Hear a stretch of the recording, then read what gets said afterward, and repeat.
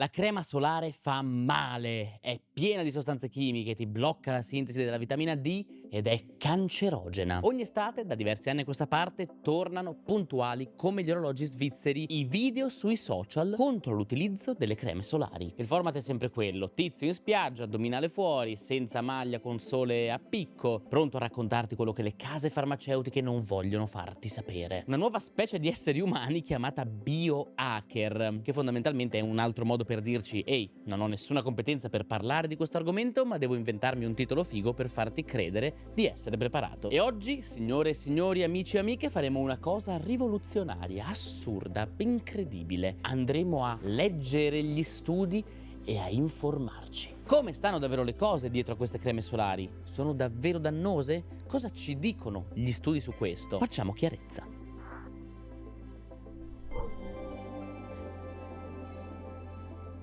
Ciao a tutti ragazzi, bentornati in questo nuovo video. Io sono Victor, sono il vostro ingegnere aerospaziale e divulgatore scientifico e benvenuti all'interno di questo format, la scienza di tutti i giorni, dove prendiamo la scienza delle cose che utilizziamo quotidianamente, andiamo a analizzarne i falsi miti che ci girano attorno e facciamo ovviamente chiarezza. Prima di cominciare ragazzi, i soliti annunci. Vi ricordo che ci vediamo il 25 settembre all'evento BEX a Rimini. Parleremo di tante cose interessanti, quindi se vuoi registrarti ti lascio il link in descrizione. L'evento è completamente gratuito. E poi ci vediamo il giorno dopo, il 26, al Festival delle Idee di Venezia, al Museo del Novecento. Parleremo di come vivremo nello spazio, parleremo di Artemis, parleremo della colonizzazione della Luna e di tantissime altre cose. Anche qui ti lascio tutte le informazioni sempre in descrizione. E poi ragazzi, volevo anche dirvi un'altra cosa. Tantissimi di voi mi scrivono molto spesso chiedendomi dei consigli su come funziona il settore spaziale, come ci si fa ad entrare,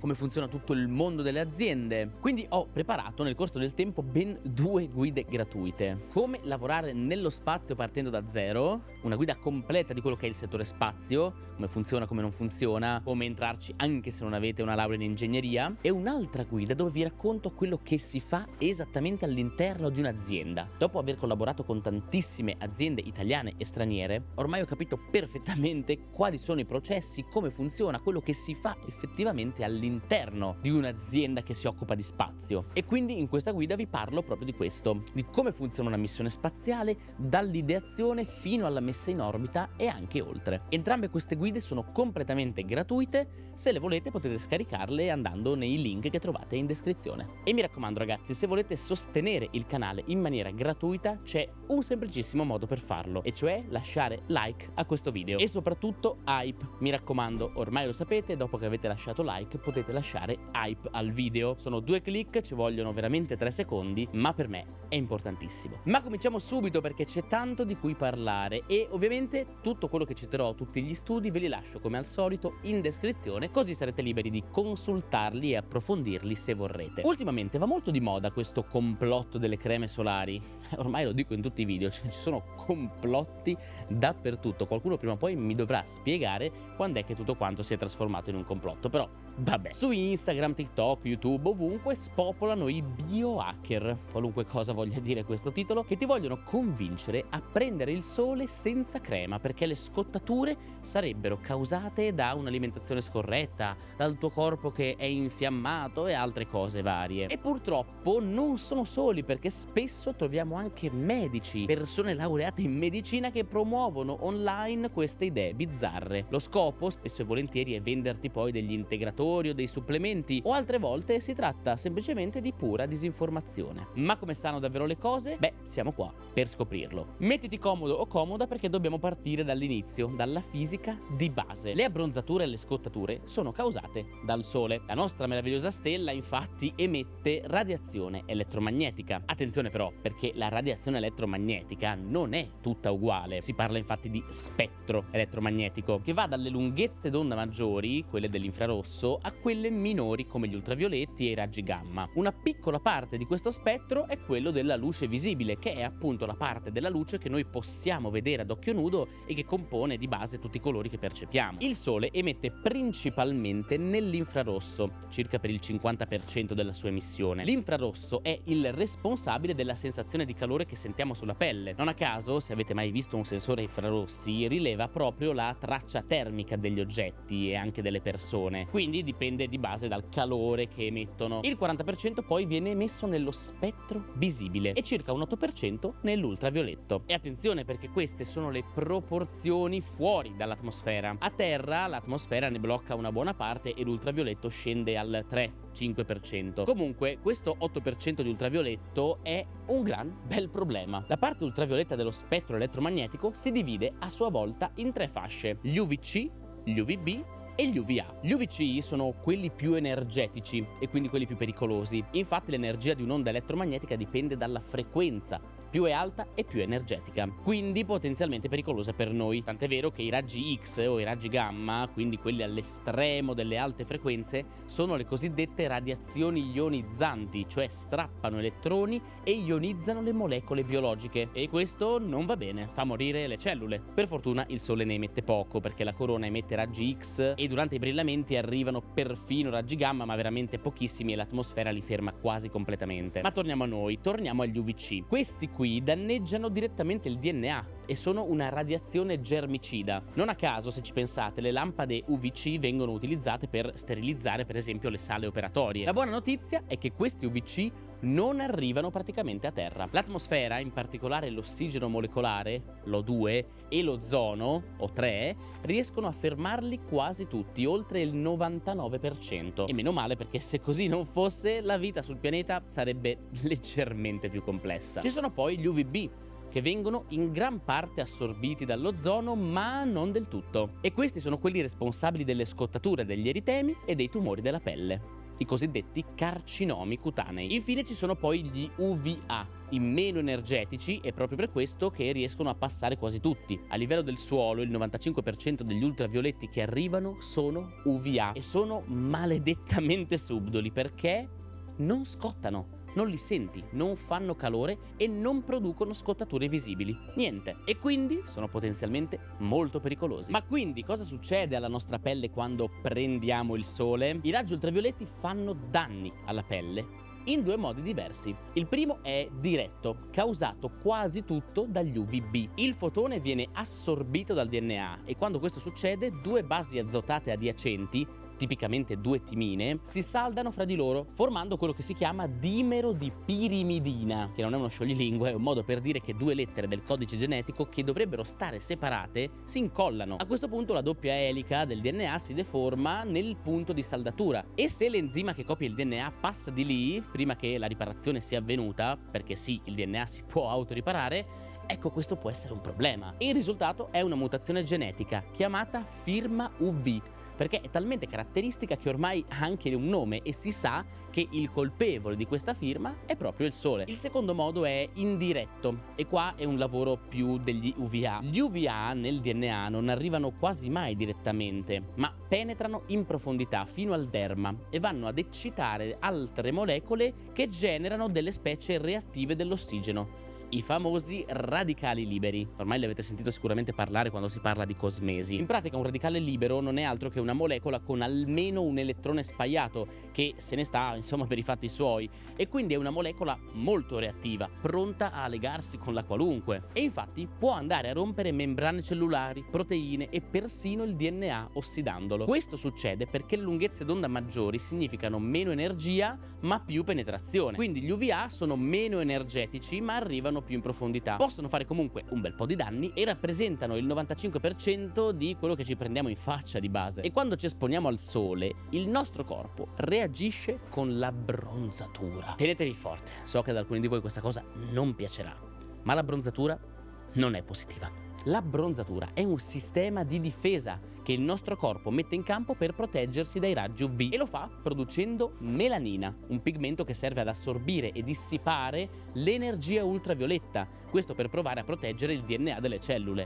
Ma Vitto, cosa vuoi che sia un po' di abbronzatura? È sana, ci fa bene, siamo anche più belli. No! Secondo l'Organizzazione Mondiale della Sanità e i principali enti di ricerca del mondo, in pratica secondo tutti, non esiste una abbronzatura sana. Ogni abbronzatura è un accumularsi del danno che si impila sulla tua pelle pelle, aumentando il rischio di carcinomi cutanei. Ora, io non voglio fare terrorismo, ragazzi, ci mancherebbe altro, però voglio solo rendervi partecipi di come stanno le cose. Non mi sto inventando niente. Quindi, quando guardate uno splendidamente abbronzato sulla spiaggia, dal punto di vista biologico state guardando un segnale di allarme che sta urlando a tutto spiano. È la città di Troia che si porta dentro il cavallo dei greci, praticamente. Bella questa, visto che c'è anche Odyssey al cinema. Ma allora scusa, Victor, ma se l'abbronzatura serve a proteggermi, il mio corpo fa già il lavoro, sono protetto, la crema non serve. No, l'abbronzatura offre una protezione ridicola.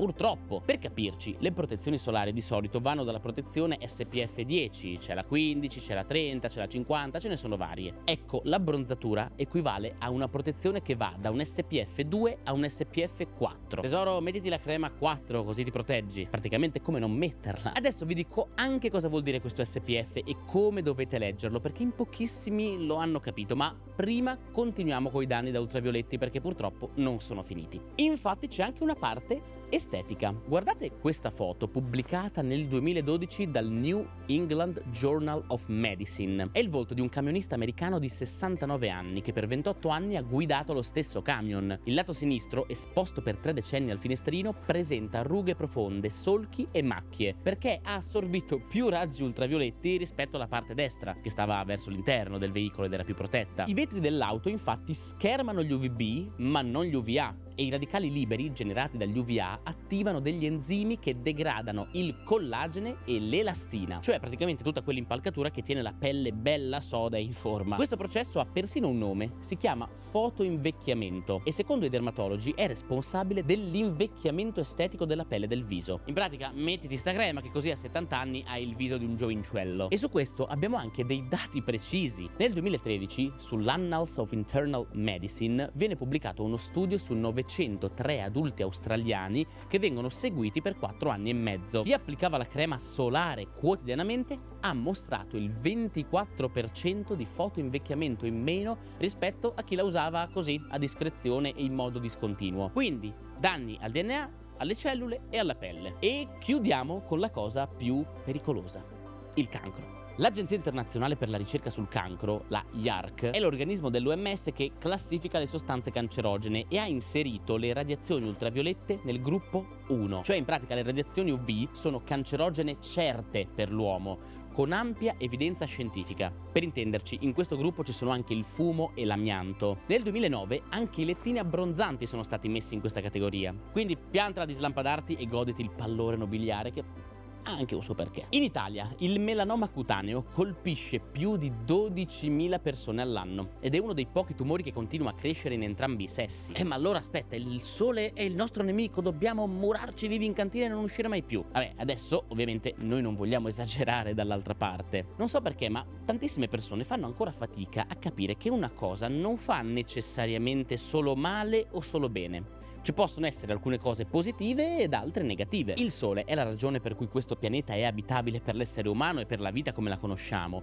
Aiuta a regolare i ritmi circadiani, aiuta a migliorare e regolare l'umore e stimola la sintesi della vitamina D. Il punto è la dose. Basta esporsi al sole dai 10 ai 15 minuti al giorno, secondo gli studi, anche non completamente senza maglia, per sintetizzare la dose di vitamina D necessaria. Ma l'umanità ha carenza di vitamina D in crescita ovunque, questo non va bene. Sì, questo è vero, ma le carenze di vitamina D dipendono soprattutto da latitudine, stagione, età, pigmentazione della pelle e da quanta vita fai al chiuso. E in ogni caso, ragazzi, si correggono integrando. Si può mangiarsi delle bellissime pillole di vitamina D. Sì, ovviamente non è il massimo, ma è molto più facile, meno dispendioso e meno doloroso che curarsi un carcinoma cutaneo. Preferiresti una leggera potenziale carenza di vitamina D rimediabile con una pastiglietta dopo pranzo o un tumore della pelle? Ma quindi, sto sole fa bene o fa male? Lo ripeto, si continua a non capire che una cosa non esclude l'altra. Il Sole è una stella, è nato 4,6 miliardi di anni fa e se ne frega completamente di noi. Non è stato creato per noi o contro di noi. Non gli importa se alcune cose che fa ci fanno bene e altre ci fanno male. Le fa e basta, perché funziona così. E quindi alcune sue caratteristiche sono positive mentre altre non lo sono. Stacce. Quindi possiamo stare al sole, certo, con le dovute precauzioni, che oggi esistono. E guarda un po', si chiamano creme solari. Ma quindi cosa sono e come funzionano ste benedette creme? Una crema solare è una miscela di filtri ultravioletti dispersi in una base. acqua, oli, emulsionanti e conservanti. I filtri utilizzati si dividono in due categorie. La prima sono i filtri organici, che tutti chiamano chimici. Fondamentalmente sono molecole con anelli aromatici coniugati. In queste creme il fotone ultravioletto colpisce la molecola, un elettrone sale a uno stato eccitato, viene eccitato dall'energia del fotone e poi torna giù al suo stato iniziale, dissipando l'energia del fotone come calore. Non lo sentiamo fisicamente perché le quantità sono praticamente impercettibili. In sostanza funziona per dissipazione degli ultravioletti. Alcuni di questi filtri sono l'avobenzone, l'octocrilene, l'octisalate, l'omosalato e l'ossibenzone. In Europa si utilizzano anche il bemotrizinolo e il bisottrizolo, che sono un pochino più moderni. Chi li ha inventati questi nomi non lo so io, guarda. I secondi sono i filtri inorganici, chiamati volgarmente minerali, come l'ossido di zinco e il biossido di titanio. Su questi filtri c'è spesso un grossissimo errore di valutazione, persino dai dermatologi che spesso in TV di tanto in tanto ci cascano. Si dice infatti che la principale differenza fra i filtri minerali e i chimici è che i minerali riflettono la luce, mentre i chimici la assorbono. No! O meglio, per la maggior parte non è così. I filtri minerali svolgono il grosso della protezione assorbendo gli ultravioletti e non riflettendoli. La riflessione e la diffusione esistono, ma sono un effetto praticamente trascurabile, minoritario. La differenza fra i due filtri è principalmente estetica, perché i filtri minerali lasciano quel caratteristico alone biancastro sulla pelle, mentre i filtri chimici no. E diciamocelo, c'è un'enorme componente di marketing attorno a tutto questo. Quindi insomma potete andare al supermercato e scegliere la crema che volete senza problemi. Ma quale scegliere? La 30, la 20, la 50? Cosa significa questo numero? Si tratta dell'SPF, ovvero il Sun Protection Factor, il fattore di protezione solare in italiano. Molte persone là fuori pensano ancora che l'SPF sia un numero che identifica il tempo in cui posso stare al sole. Cioè con la crema 30 posso stare 30 minuti in più, con quella 50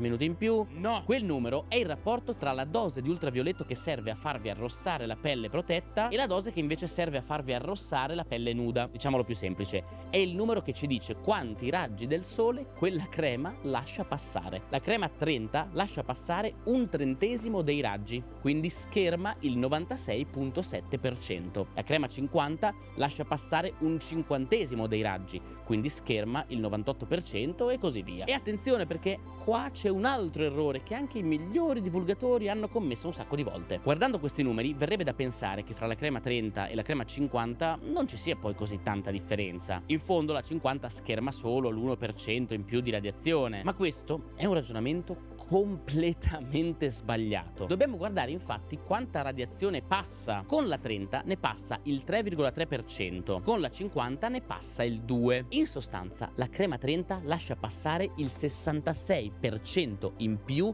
di raggi solari rispetto alla 50. E a mezzogiorno d'estate sulla pelle arrivano circa 1000 watt per metro quadro, ultravioletto compreso. Quindi capite bene che il 66% in più è tantino. Purtroppo però c'è una grande verità, che è questa: tu la protezione 50 o 30 o 20 non l'hai mai avuta in vita tua, e la colpa è solo tua perché te la metti male. I valori dell'SPF infatti vengono ottenuti applicando 2 mg di prodotto per centimetro quadrato di pelle, e la crema poi andrebbe riapplicata ogni 2 ore. In sostanza un vasetto di crema normale, quello che a te dura da 5 stati, dovresti finirlo al massimo in qualche giorno. Alcuni studi ci dicono che in media le persone mettono fra un quarto e metà della crema necessaria, e la relazione fra strato di crema e la protezione non è lineare.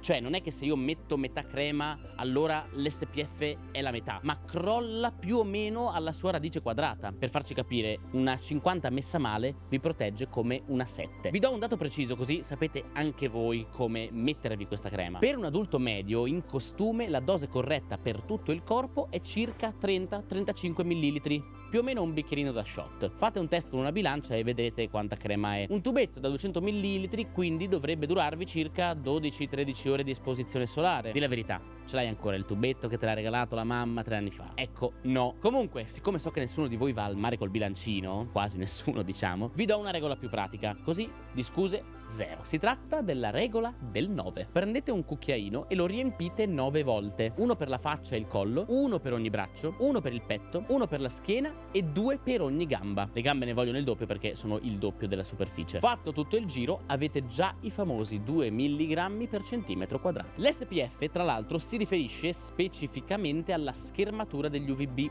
Ma come abbiamo detto, il 95% degli ultravioletti che arrivano sono UVA e infatti oggi in Europa è obbligatorio per le creme solari proteggere anche dagli UVA e avere il bollino UVA. Quando trovate quel bollino significa che il fattore di protezione UVA è almeno un terzo dell'SPF e che la protezione arriva ad almeno 370 nanometri di lunghezza d'onda critica. Questo secondo la raccomandazione europea del 2006. Bene signore e signori, ora che abbiamo visto un pochino le basi, entriamo nella ciccia e andiamo a sfatare un po' di falsi miti, perché è incredibile ma vero, come dicevo, sulle creme solari se ne sono sentite veramente di ogni. Nel 2019 la Food and Drug Administration pubblica uno studio che sarà l'arpione, la spada nella roccia dei biohacker da quel momento in avanti. Lo studio è svolto su 24 volontari che applicano la crema solare 4 volte al giorno su 3/4 della superficie della pelle per una durata totale dell'esperimento di 4 giorni. Alla fine le analisi del sangue dimostrano che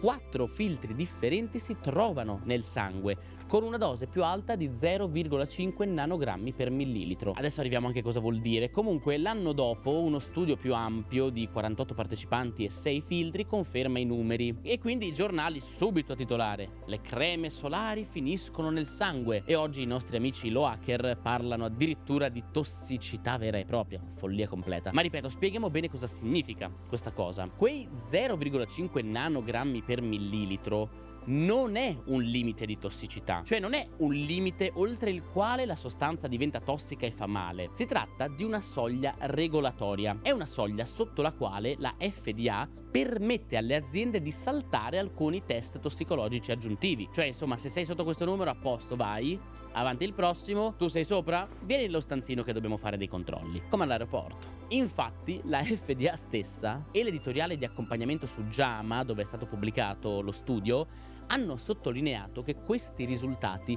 non devono scoraggiare l'uso di creme solari, ma servono semplicemente a settare degli standard di sicurezza sempre migliori. Oggi, prima che un filtro solare possa essere venduto, il Comitato Scientifico Europeo per la Sicurezza dei Consumatori, l'SCCS, calcola quello che si chiama margine di sicurezza, cioè si prende la dose più alta a cui non si osserva alcun effetto avverso nei test tossicologici, la si confronta con l'esposizione realistica di un consumatore che usa quel prodotto ogni giorno per tutta la vita sull'intero corpo e il rapporto fra i due deve essere almeno 100. Anche qui parliamo in termini semplici. Fra la dose più alta a cui nei test non si vede nessun effetto avverso e quella che ti spalmi addosso ogni giorno c'è un fattore 100. Cioè è 100 volte più sicura di quella testata in laboratorio, il cui limite però non ha ancora sfociato nella tossicità o negli effetti avversi. È un margine che è stato costruito apposta per essere al limite del paranoico. Quindi direi che possiamo stare abbastanza tranquilli, voi che dite? C'è poi un altro punto interessante, spesso citato dai complottisti delle creme solari. Mi fa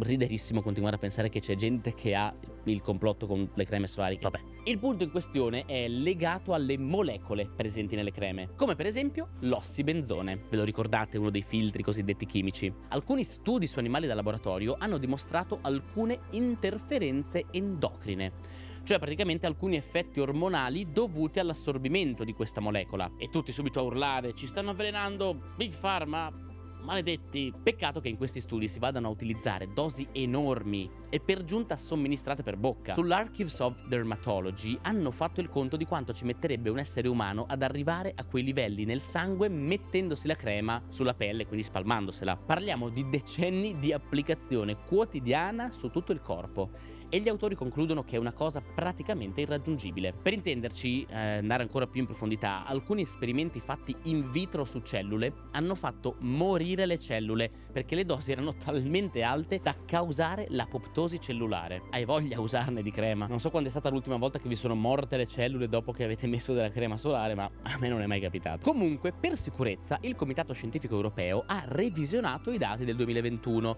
e nel 2022 la Commissione ha aggiornato i limiti con un regolamento. L'ossibenzone resta ammesso nelle creme per il viso, per le mani e nei rossetti fino al 6% della concentrazione, come era già in vigore ricercatore e ha abbassato dal 6% al 2,2% la concentrazione massima concessa nei prodotti per il corpo e per gli spray. Ma attenzione, non perché l'ossibenzone è tossico, ma proprio perché in questo modo siamo nei famosi margini di sicurezza che, come dicevamo prima, sono estremamente conservativi, per non dire paranoici. Altra molecola interessante è il benzene. Ma che è quello della benzina? Eh sì. Nel 2021 il laboratorio indipendente americano Valisure ha analizzato 294 lotti di prodotti solari e ha trovato tracce di benzene, che per inciso è un cancerogeno del gruppo 1. Questo avviene in circa il 27% dei campioni, alcuni ben sopra il limite imposto di 2 parti per milione. Dopo il resoconto mandato alla FDA, la Johnson & Johnson va a fare i suoi test interni, ci trova il benzene e nel luglio 2021 ritira spontaneamente dal mercato 5 linee di spray Neutrogena e Avino. Penso che si pronunciino così, non ne ho idea.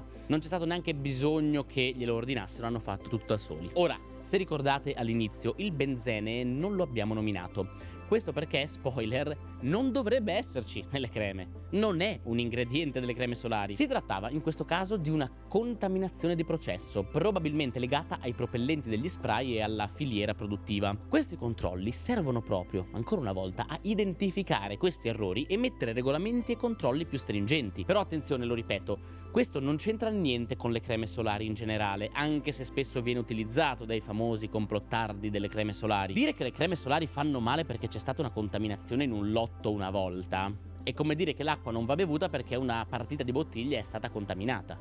Non ha senso. Terza molecola sotto i riflettori, l'octocrilene. Seriamente dobbiamo parlare di sti nomi, ma andiamo avanti. Anche qua i fuffaguru dell'internet hanno fatto più danni della grandine proprio. Nel 2021 viene pubblicato uno studio su Chemical Research in Toxicology, dove si osserva che l'octocrilene, invecchiando dentro i flaconi, si degrada producendo benzofenone. Già il nome è minaccioso e infatti è una sostanza cancerogena del gruppo 2B. Anche qui però gli studi bisogna saperli leggere. Fondamentalmente gli scienziati hanno preso delle creme, le hanno fatte invecchiare in maniera accelerata in un bioreattore esponendole al calore e hanno scoperto la formazione di questo benzofenone dalla degradazione dell'octocrilene. E voi direte, ammazza, però è cancerogeno questo. E anche qui bisogna saperle leggere le tabelle e gli studi. I cancerogeni del gruppo 2B sono i cosiddetti sospetti cancerogeni, per i quali non c'è evidenza scientifica certa. Ci sono sospetti ma scarse prove. Per capirci, nel gruppo 2B ci sono anche le verdure sott'aceto e l'estratto di aloe vera. Non mi sembra che nessuno di noi si faccia le paranoie per mangiare i sottaceti. E tra l'altro, chi sostiene a spada tratta questa pericolosità del benzofenone dice: lasciate perdere le creme con filtri chimici, usate quelli minerali. Peccato che anche il biossido di titanio, presente come filtro minerale nelle creme, sia nel gruppo 2B dei cancerogeni. Anche se per inalazione, però comunque è presente. Come la mettiamo? Va anche detto, per onestà intellettuale, che questo studio ha ricevuto non poche critiche, pubblicate sulla stessa rivista tra l'altro, perché pare che i metodi non siano così validi e la rilevanza dei sistemi riscontrati non sia descritta in maniera corretta. Insomma, ci sono un po' di problematiche, il dibattito è aperto. Comunque, anche se questo studio fosse perfetto, il messaggio è: non mettetevi la crema solare scaduta l'anno scorso e lasciata al sole in macchina per un anno. E qualcuno potrebbe anche dire che ci voleva uno studio o i biohacker per dircelo. Finché conservate la crema correttamente e non usate quella scaduta, questo problema nemmeno si pone. Comprate quindi flaconi nuovi, guardate il PAO, il simbolino del barattolino aperto con scritto 6M o 12M, e non conservateli sul cruscotto dell'auto. Ma Victor, ma quindi secondo la teoria complottista di Big Pharma le creme coi filtri minerali vanno bene, no? Magari nemmeno quelle si sono salvate. In particolare le creme nano sono finite nel mirino, cioè dove l'ossido di zinco e il biossido di titanio vengono utilizzati in forma nanoparticellare. Il comitato SCCS, quello dei consumatori europeo,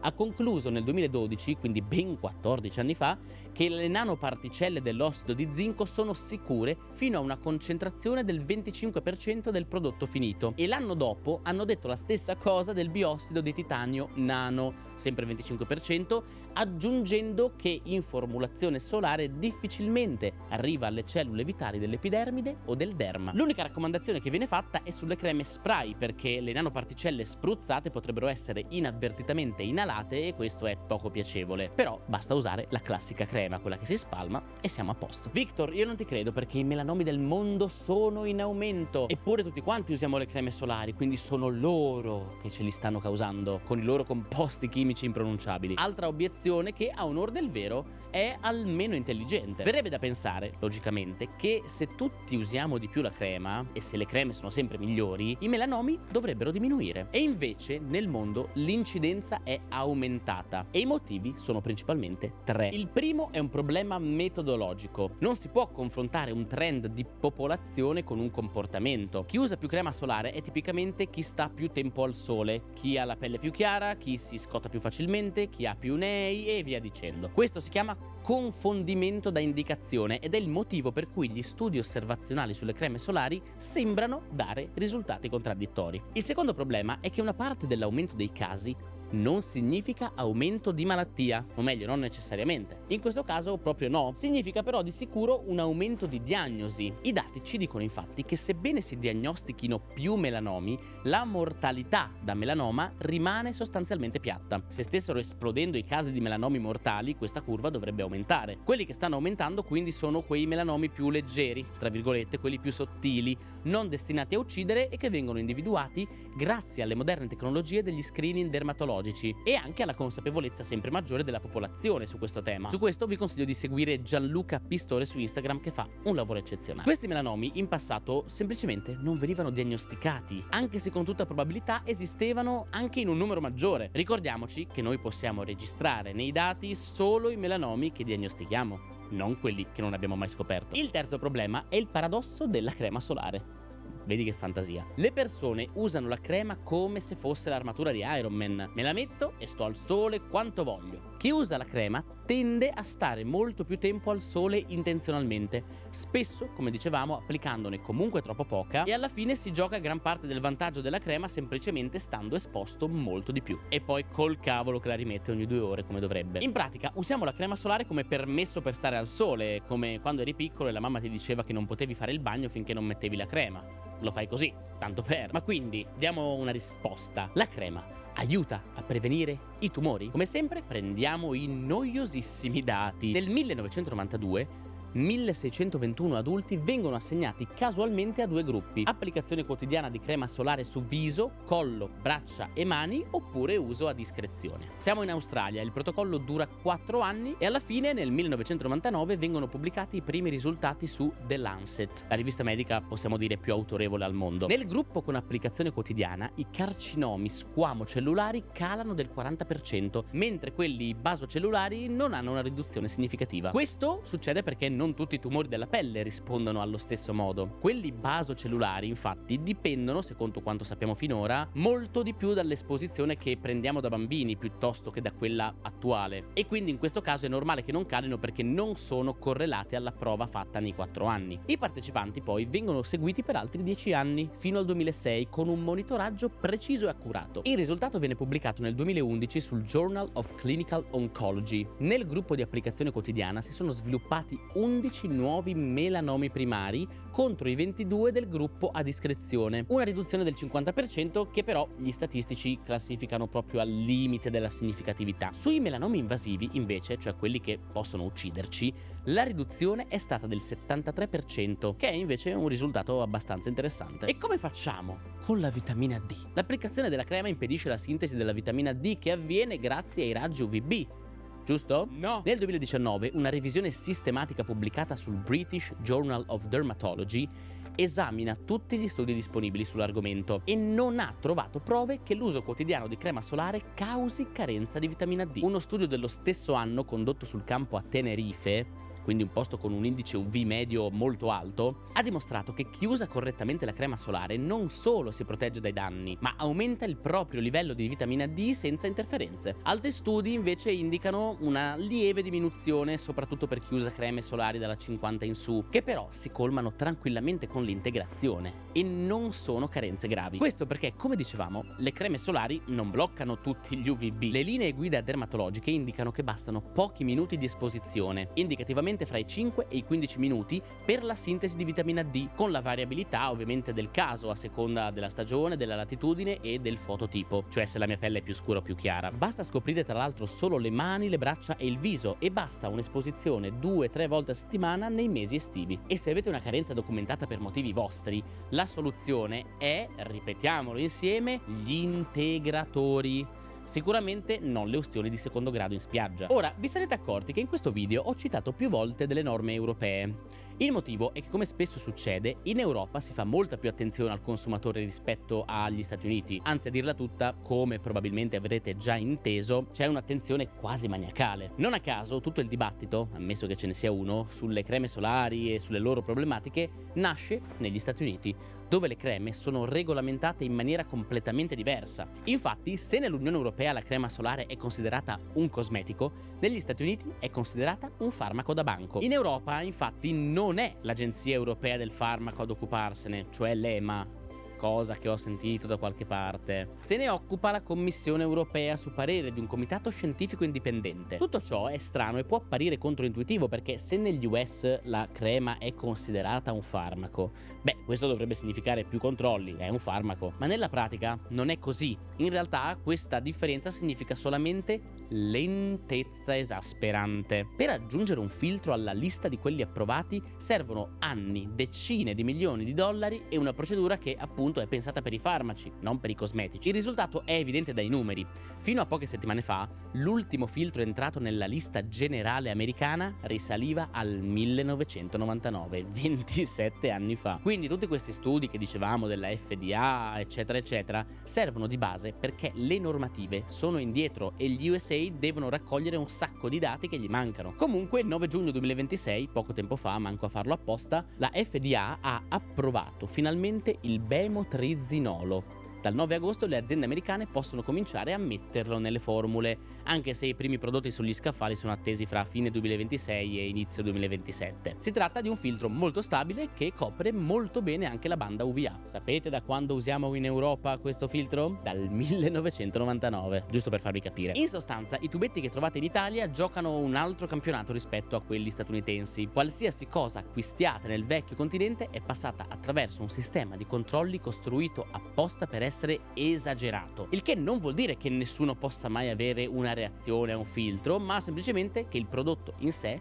non è il problema. Bene amici, prima di salutarvi c'è un ultimo punto importante di cui spesso non si parla ma che ritengo fondamentale, ovvero quello ambientale. Dobbiamo tornare al nostro caro vecchio amico ossibenzone, che ce la sta mettendo tutta per farsi odiare, diciamoci la verità. Nel 2016 si scopre in uno studio che questa molecola provoca sulle larve di coralli alcune deformità, danni al DNA e un'anomala ossificazione. Paranoia totale, alcuni corrono subito ai ripari, come per esempio le Hawaii, che nel 2018 approvano l'Act 104, la prima legge al mondo a vietare la vendita di creme solari contenenti ossibenzone e octinoxate, anche se poi entra davvero in vigore nel 2021. Si aggregano Palau, le isole Vergini americane, che tra l'altro vietano proprio di portarli sul territorio. Se ti beccano con la boccettina, vedi che ti fanno. Nel frattempo la letteratura ha messo sotto osservazione altre molecole come l'octocrilene e le nanoparticelle metalliche. Nel 2022 la National Academies of Sciences, Engineering and Medicine, sempre statunitense, cioè in pratica il massimo organismo consultivo scientifico americano, pubblica una revisione di tutta la letteratura sugli effetti dei filtri ultravioletti sugli ambienti acquatici e trova che effettivamente ci sono diversi filtri UV rilevati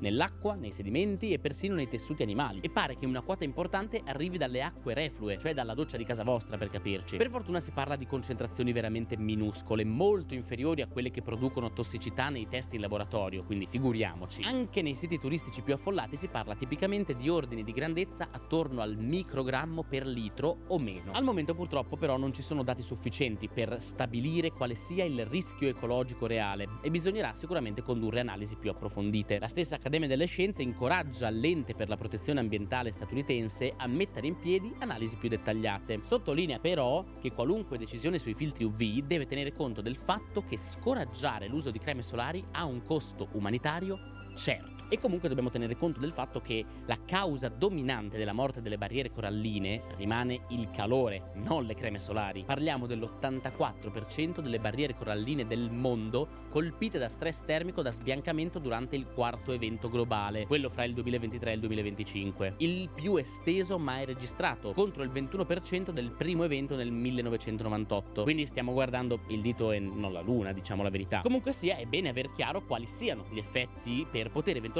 sviluppare soluzioni alternative o pratiche migliori di utilizzo. Questo sicuramente male non può fare. Tra l'altro, a proposito di questo, in alcuni flaconi potreste trovare la definizione Reef safe, cioè sicuro per le barriere coralline. Ecco, sappiate che questa cosa è puro marketing, non significa niente, non ha una definizione legale questa cosa e chiunque può stamparla sul flacone. Esiste però un marchio vero europeo che si chiama Ecolabel, che è questo qui che vedete, e fondamentalmente esclude microplastiche, sostanze cancerogene o mutagene, sostanze sospettate di essere interferenti endocrini e certi nanomateriali. Inoltre impone limiti sulla tossicità per gli organismi acquatici e sulla biodegradabilità. Quindi se volete un prodotto valido e certificato andate su questi. Bene amici, dopo questo enorme pippone solare tiriamo velocemente le somme. 1. La radiazione ultravioletta è cancerogena di gruppo 1, fa venire il cancro, punto. E non ci sono abbronzature sane, ci sto poco, ci sto tanto.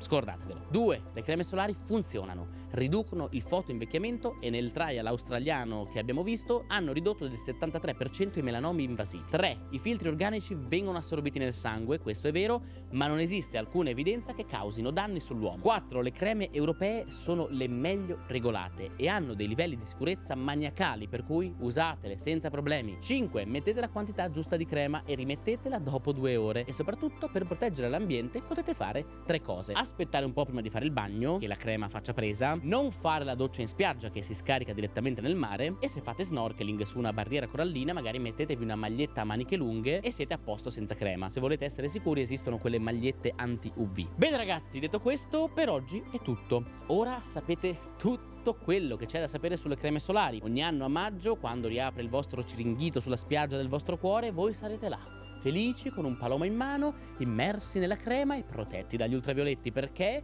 avrete visto e rivisto questo video e lo avrete anche mandato a tutti i vostri amici che da oggi sapranno non solo difendersi dai carcinomi della pelle, ma anche dai peggiori biohacker dell'internet. Detto questo ragazzi, se il video vi è piaciuto vi ricordo ancora una volta di lasciare un bel like, hype e ovviamente di farmi sapere cosa ne pensate nei commenti. Poi, per tutti gli amanti di spazio, esplorazione spaziale eccetera, vi ricordo ancora una volta il mio libro, Come vivremo nello spazio. Lo trovate, ormai lo sapete, su Amazon, tutte le librerie, negli store online, dove volete. Vi lascio ovviamente link in descrizione. Per oggi quindi è tutto. Detto ciò, io vi saluto. Qua è Victor, passo e chiudo e noi ci vediamo la prossima volta con un altro video. Ciao!